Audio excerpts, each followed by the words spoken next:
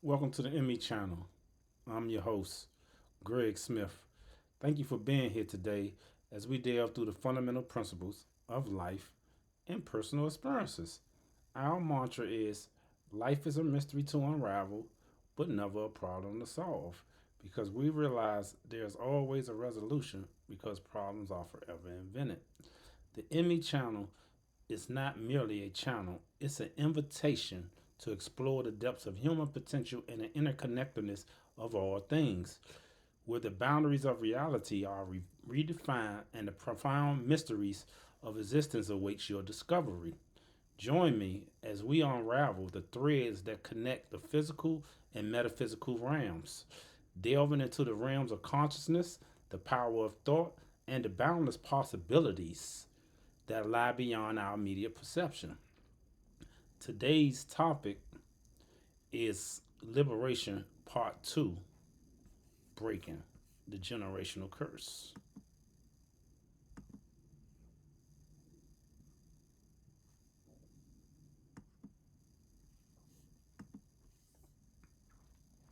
Okay, as I delve into this, I'm going to go into something that I went into on the last episode, where as though I was talking about, um, I talked about revelations. But today, I want to start it off. I want y'all to remember that, but I want to start it off with a different one today. And I'm also going to break these two down, in which I think they're going to be one of the main keys. These two are the main keys of the things that we're going to talk about. Today, I put up, you see, John 1 1, right? It says, in the beginning was the Word, and the Word was with God, and the Word was God. I want to reiterate that because I'm going to go back to the same passage I read last week, Revelations 22:18 and 19. I think these two verses are simultaneous to what's going on in the world and what's living in the misunderstanding of so many things. Again, it says in John 1 1, in the beginning was the Word, and the Word was with God, and the Word was God. I want y'all to remember these two scriptures, whereas though I'm going to combine them together. In here, we have again the one Revelations, the one I brought up last week, which reads, "For I testify unto every man who heareth the words of this prophecy of this book, if any man shall add unto these things, God shall add unto him the plagues that are written in this book. And if anyone should take away, if any man shall take away the words from the prophecy of this, from this prophecy, God shall take away his part out of the book of life and out of the holy city from which all things are written." So in part one of liberation, this was the first scripture I gave you about don't add or subtract. That for every man that heareth the words of the prophecy of this book, you know, if any man add to these things, the words, or if any man take away. So now and again, I go back to the John 1 1 scripture. In the beginning was the Word, and the Word was with God, and the Word was God. So if you don't add or subtract away from any of those words, he said God and the Word was God. So God is the Word. So God is the Word, and the Word was with God, and in the beginning was the Word. All right, I'm gonna put this down, and then I'm gonna delve into these things real quick. Give you give you something to think about on that. And let me get this off the screen. I'm trying to delete this off my screen now. Alrighty then. I don't know how I'm gonna get. Let me see. Let me get this. Let me get this up off of here. And there we go. Alright. Yes. Close that window. Okay. Now I have that window closed. I'm sorry, y'all. Now, you know, I'm just learning how to work this. Like I said, I'm doing this on my own. So we're going to talk about those two and what it means to me, right? Because if everything was created to exist, even God, don't add or subtract what I just said. Everything was created to exist, even God. Right? We can call it consciousness, yet we receive it as intuition and intelligence. Existence in our form of knowing and realizing. There's no other way of knowing or realizing without existence. The word was created to manipulate, hypnotize, and teach us things. You can't have one without the other. You can't have the word without manipulating, hypnotizing you in a way, or teaching you something. The word is the ultimate and absolute creator. Period. Its power and usage dominate and influence every aspect surrounding the world and its environment. Nothing protrudes the word. The word rules all society, intelligence, information, religion, and etc. If science is the discovery of things and the word is the creator of things, who and what does both of these say who God is? I want you to think about that. Who and what both of them say God is? Everything that exists must exist in a universal order. For society, language using is the word in that order for all humanity.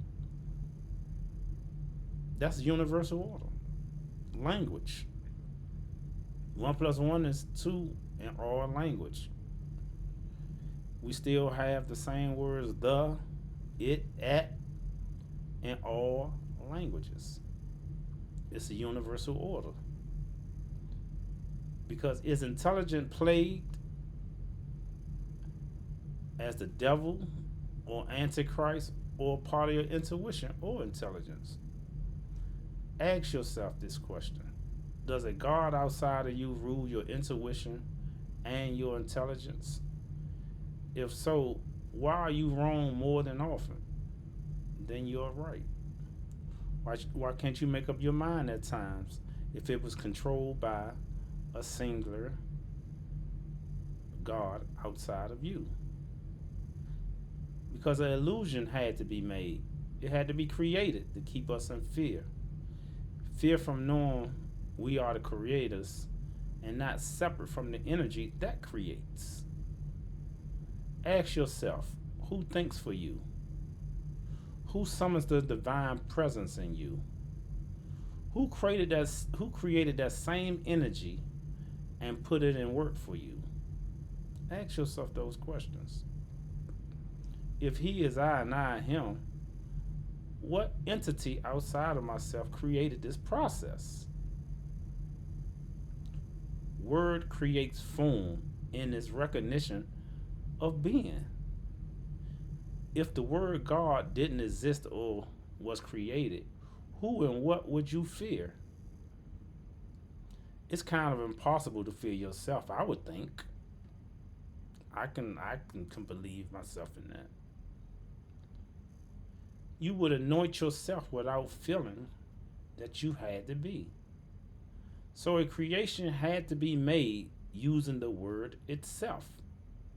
Because man understood this analogy to control through fear, followed by rules, strategies, regulations, and structures to maintain balancing while upholding a dominance to overpower the weak and interject fear amongst the masses. How many words or names that are associated with anything that is not associated with anything? Wait.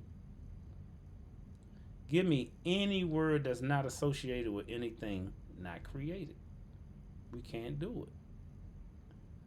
Word and creation are simultaneously connected universally to sustain life and all that's in it, including ourselves. Excuse me. This same strategy helps us understand, remember, learn, use intelligence and its vibration through the creation of our intuition, the real God in us, our memory so we won't forget the frequency, providing our willpower to continue, our reason to recognize, our imagination to understand, our abilities to know and create. And it uses that for our perception to realize these things. These are our individual faculties, our invisible God produced abilities beyond any outside entity.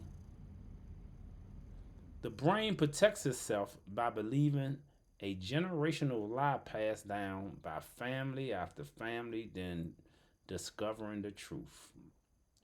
Anytime pressure is applied to use critical thinking, most run away and avoid course correction. We don't want to course correct. It's anatomy. It's an anatomy reason why religion was invented. It was anatomical reason why religion was invented. It was invented to influence the input into the human psyche to receive anything not primal to its existence and its own experience. Nothing is more substantial in a human coherence than his or her psyche, his or her mind, imagination, or intuition. Upon this information and understanding, we form a perception, a will, a memory, and a reason to do so, which is known as a belief system. This system was integrated and passed on one after another, generation after generation, to control the masses to think in accord and not for themselves when dealing with this system. That's a way to control the population and its narrative. So the reason to invoke religion was the way to interrupt the mind of a thinker to invoke entropy and chaos while putting systematic systems in place for us to pick as a primary living example, source and reason for our existence. We all think independently, whereas if one can create indifferences, one can establish entropy upon the masses as a universal structure. That's what happened. As a universal structure. So religion was invoked, was the way to interrupt that. This system forbids the individual to choose a preferred way of life void of independency. It don't want you to be independent. It wants you to follow a system of where you think you came from, what you're supposed to be, what life structure for you is through a system. When you already think independently. Everybody do that. This is what the system was invoked from. Now, it's mentioned to join anything beyond a religion is a cult, and to remain independent is a sin, or you be an atheist, or you blaspheme, or you referred to as being a devil, without anything divided about your character. Whereas we are We all think independently every second of every day, while these doctrines, religions can't sustain questions like who, what, where, when, why, or how without contradiction being involved. Can an individual life of self promote contradictions in itself? Can you self contradict your own life and you already a part of it? How is it that you can't prove your own life? That doesn't make sense. You should be able to prove your own life in anything. Your life proves the evidence. It proves your purpose, how to do so, and where to carry that. It proves that by facts, by documentation, not truths by stories. It's a lot of stories out there. Example, we're going to talk about Jesus and all his disciples. Where are their birth certificates, their death certificates, and their graves? Documentation just didn't start in the 19th and 20th century. Come on, people, think. Nothing miraculous could have happened then that couldn't happen right now. Any contradictions waiting, again, these are contradictions waiting to be answered with no proof. Why is it that we have proof of the earth existence because we live here? Proof that it orbits the sun and see it as it is the oldest living existing thing known, period, that's seen and recognized, but there is no one who knows somebody or something who have records of these supreme people who supposed to witness life, death, and the resurrection that contradict one another on what really happened without documentation. And what I'm talking about, these contradictions, is the resurrection of Jesus. Mark chapter 16, listen to his version. Luke chapter 24, listen to his version. And John chapter 20, listen to his versions. 3 different versions of the resurrection of Jesus. Is this tangible evidence and clearly understood beyond a reasonable doubt? Read it for yourself and check it out. How could all these things happen when all of them was there on the same day and it was 3 different versions of what happened? Not even close. Mark, Luke, and John was there. Mark chapter 16, Luke chapter 24, and John chapter 20. How do you believe in a version of the resurrection of Jesus? Is this tangible evidence and clearly understood, again, by a reasonable doubt? How do you believe in something without evidence and this is their version of it? Like I said in the beginning, don't add or subtract from the words of this book. I didn't write that. I didn't write it. But that was wrote in there. And then it said, in the beginning was the Word. And the Word was with God. And the Word was God. So, if this is what the Word is, why was it's 3 different versions of adding and subtraction taking place? Maybe y'all can answer that. But I'm telling you what my consciousness, my intuition, intelligence, will, perception, and all that is telling me. Now, it's for us to believe these things took place because it was written in that book. The resurrection took place by examples. Again, Mark, Luke, and John said the way it happened. But it's 3 different versions. You may go against everything that I said and that I'm ready to say.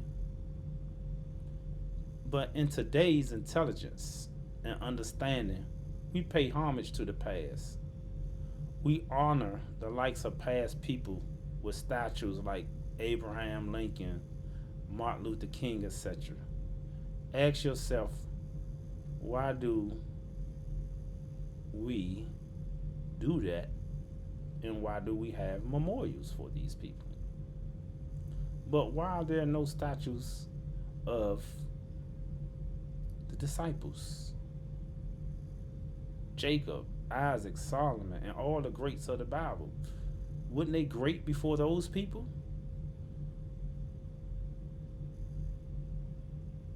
They gonna be mentioned throughout time before we even thought about time.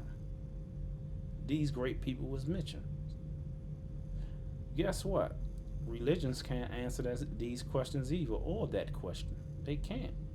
And then, if so, any apprehensible thought will protrude its existence of being applicable, applicable in the now for shadows of what's conceivable and what's perceivable. Now, it's gonna block what you want to think. It's gonna make you look at what may have happened. That's why they don't want. They can't answer those questions because things are not complex nor perplexed. Because if the Earth is the longest and oldest living known to man that exists, why is it on this Earth that records can't be shown of people who supposed to live in these days when we can do it now? Now, let's get this. Let's really get this straight, people. Anybody who watching this right now, you is not going to be remembered in 1,000 years, probably 100 years. The car you drive is no longer going to exist. It's going to be crushed. The house you live in is probably no longer be standing within 1,000 years. Half of the, I'm willing to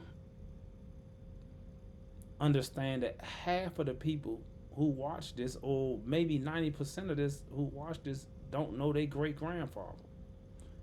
Probably don't know what his name was, know what his favorite color or anything is, because you didn't talk to nobody who talked to somebody who knew him to give you a applicable story, who he was and what he was about. They don't have a clue, not in today's time. So just ask yourself, do you think you're going to be remembered in 100 years or 1,000 years? Is your great, great, great, great, whoever, nephew, niece, going to know who you are? I don't think so. I really don't. So, in closing, can you recall God talking to you when it wasn't your imagination or your intuition? Can you explain the sound of his voice, and how did you distinguish it was God and nobody else? Most Christians and people believe Jesus is God. All the while Matthew 1:18 says this: no one has seen God at any time. So was it Jesus' voice you heard? Ask yourself that. Like, as I say before I close every episode, don't consider nothing to be true by believing it, nor to be true by direct cognition. Have a good day.